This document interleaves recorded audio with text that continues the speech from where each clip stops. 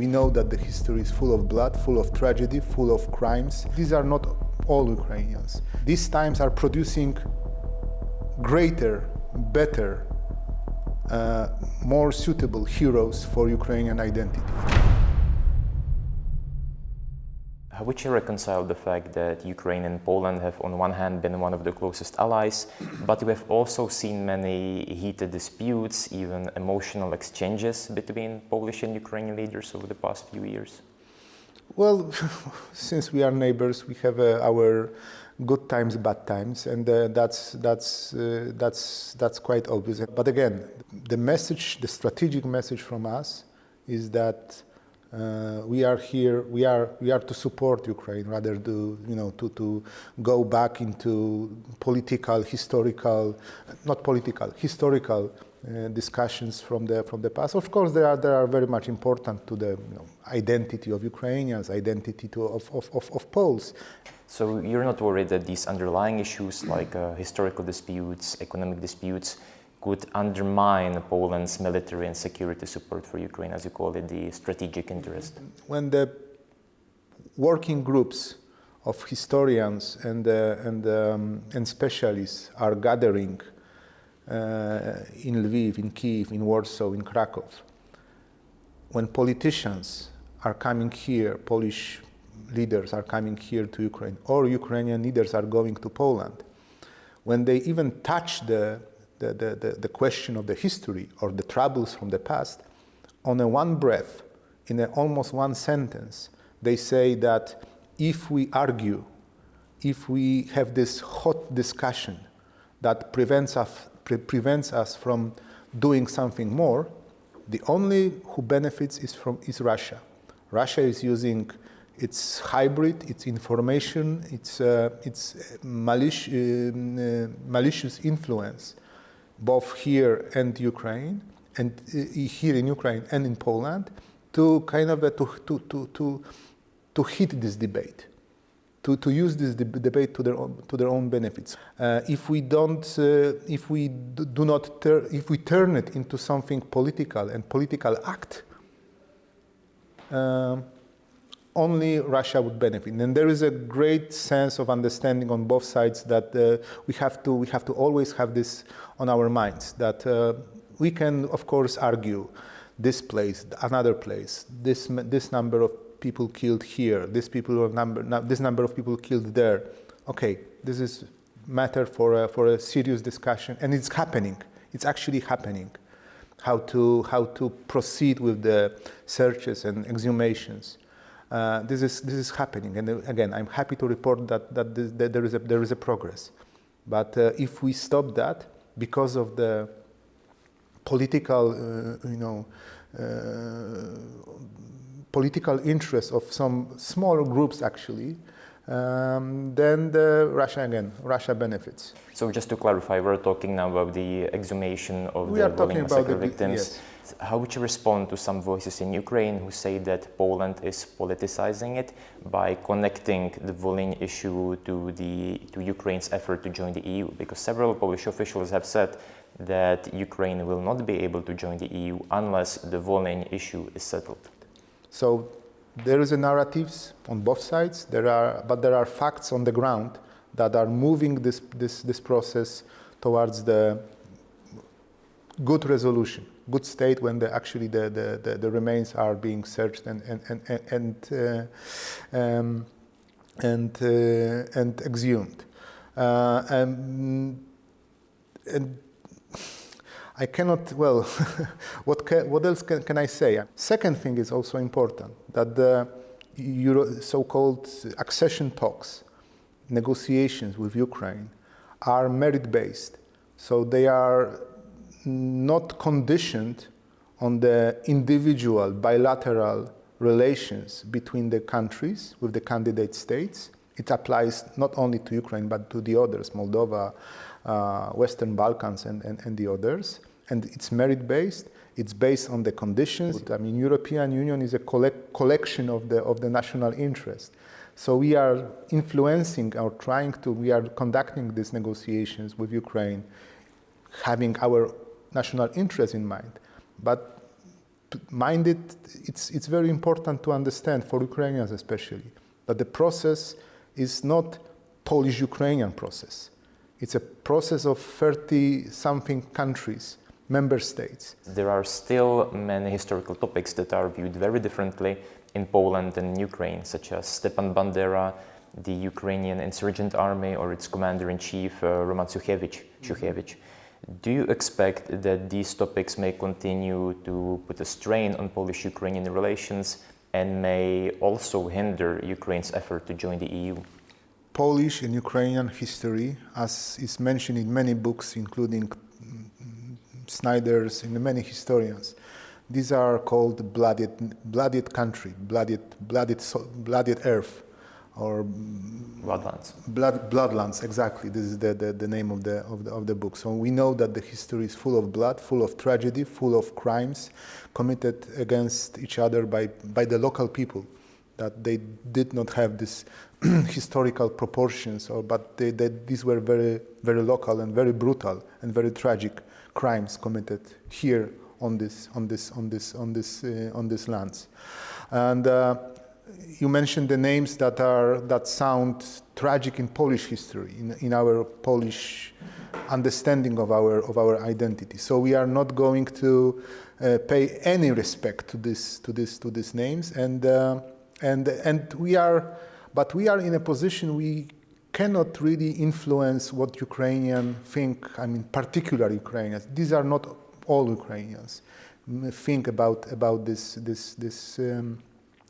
history. This is for Ukrainians to decide whether their historical figures, hundreds years ago, what they wrote, what they did, what they committed in the past, and if you have a kind of a human, decent approach to history, you understand this is the tragic history. We are not to choose the heroes from the neighboring for neighboring nations. But it's very important for me and for attitudes of many Ukrainians and Polish people, Polish historians, politicians, that what is really happening right now in the last 12 years of Ukrainian struggle against the Russian Empire is that these times are producing greater, better, more suitable heroes for Ukrainian identity. If you look at our embassy here in Kyiv, you would notice the pictures of the Ukrainian citizens, soldiers, with the Polish roots. These are Poles that lived here in Ukraine and rebelled against Russian invasion in the last 12 years. And for me, these are the true heroes, the heroes I can refer to. I can understand them. I'm Polish, they were Polish Ukrainians, and I can understand why they fought against Russian invasions. And for me, these are the true heroes of Ukraine. And I'm not advising building, for Ukrainians to build their history only on them, but this is something that they're examples. They're beautiful faces that are shown in our embassy, in the exhibition in our embassy, for instance, that you can say, okay, these are the heroes that we can build our friendly relations on. These are the people who are fighting for the modern Ukraine, not for the Ukraine that was 100 years ago or 70 years ago. This is very important to understand that this should be future-oriented rather than expressing our sole identity of the particular nation. This is the European process. What do you see as the main obstacles to Ukraine's EU accession efforts? It's the particularities of the member states. That's the particular interests of the member states that we can see as being too particular or too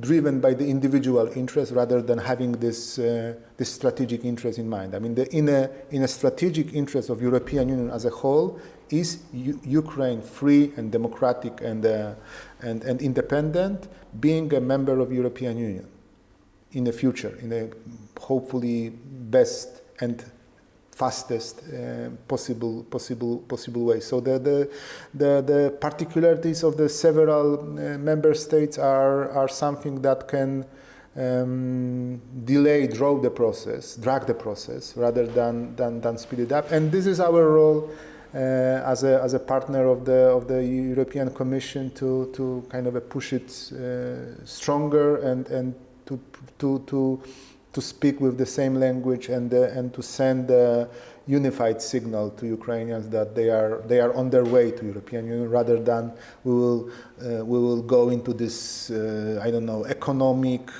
historical or whatever discussion between the nation, between the member states and Ukraine. With the start of the presidency of Donald Trump, there are expectations that Europe should take up great responsibility for defending Ukraine or helping Ukraine resist Russian aggression and for ensuring the security of Europe as a whole.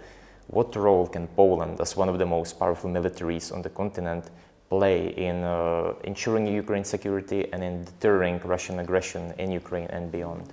So I'm in a very privileged position among the ambassadors here, in diplomats here in Kyiv, to say that we are actually answering the calls from the past to spend much more on defense rather than less on defense. And we are everywhere you go, the Poland is being given as an example of how to spend, what to spend, and how much to spend on the defense. So, sometimes are people getting bored with the 4.7% of GDP or even 5% of GDP achieved already by Poland, and there will be more because of the security, obvious security conditions.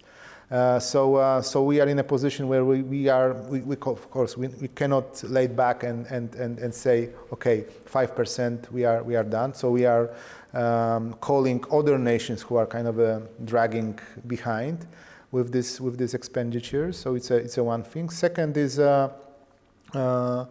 given the importance of Polish even geographical position vis-a-vis Ukraine.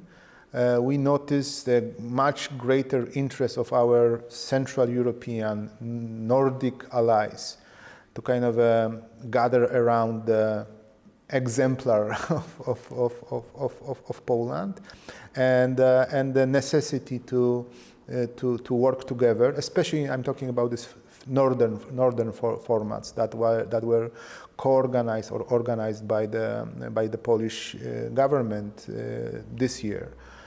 So this is one format. Second is, of course, so-called Weimar. We call it the Weimar Plus, with the France, Germany, and Poland being a core of it, and the plus several other nations, so-called Big Five, European Big Five. So there are formats that Poland is part of. It's not because this is kind of a Polish hubris to be a part of it, but rather this is a reflection of what Poland means in terms of security, geographical position, close position, and close position to Ukraine. So that's the reflection of what we are doing rather than what we can do, of what we are doing for a collective defense of this particular region of Europe, Central Europe, but also broader Europe. It's about finding new ways of assisting Ukraine, not only with the equipment, which we had done in the past, but also assisting them in training, in providing necessary tools and means for their defense, know-how, knowledge, and so on. One hotly debated subject recently was the possibility of deploying European peacekeepers to monitor potential ceasefire deal. Mm-hmm. What is Poland's position towards this idea? Very clear position. There is no shape of such a mission, there is no description of such a mission, there is no definition of such a mission, and until there is no definition of such a mission that will be based on the how the process of achieving possible, very vaguely described ceasefire right now is, then we can start talking about, I mean, if there is a ceasefire or a shape of ceasefire is somehow achieved, hopefully with the best Ukrainian position in it, then we will be part and we will talk about the future, I don't know, peacekeeping contingent or not. I mean, this very much depends on what would be achieved on the battlefront, on the front lines. And we are focusing ourselves right now not to talk about the future, even the possible scenarios of the future, but rather how to support Ukraine here and now. So how would you imagine, how would you describe a successful and strong ceasefire deal that would be acceptable? Ceasefire can take many shapes. Last 12 years, we observed how ceasefire looked between Russia and Ukraine. And we are very well aware how it was immediately broken by Russia after the first phase of the war in 2014. How it was broken, how Russia committed to themselves to invading more and gradually more and more. It's a basic knowledge of how the peace negotiations are conducted, that they should be conducted from the position of strength rather than position of fleeing forces of this or another side. I mean, this is the model of negotiations, that you want to achieve the best position and then start to talk. And we are helping Ukraine to achieve the best achievable position in this future talk, which of course we are hoping that that these brutal killings of civilians and soldiers would stop at some point. And Ukraine would enter these negotiations from the position of that Russians cannot go further, and they will be rather on the run rather than advancing. What would you say would be non-negotiable conditions in negotiating with Russia? Because, for example, Russia declared recently that it will insist on barring Ukraine from entering NATO. Negotiations are dictated by the battlefield. This is war. This is not political process. This is war. And war dictates policies. And war changes a lot on a monthly basis. So we are not, we should not talk about politics of how we should communicate with Russia, but rather to, again, achieve reality on the ground that would serve political messages, diplomatic way of business with Russia, with Ukraine being a part of it or a leader of it or actor in it, rather than talking over our heads.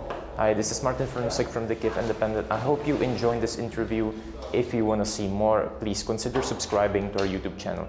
And if you want to support our work, you can join our community at kyivindependent.com/membership. Thank you.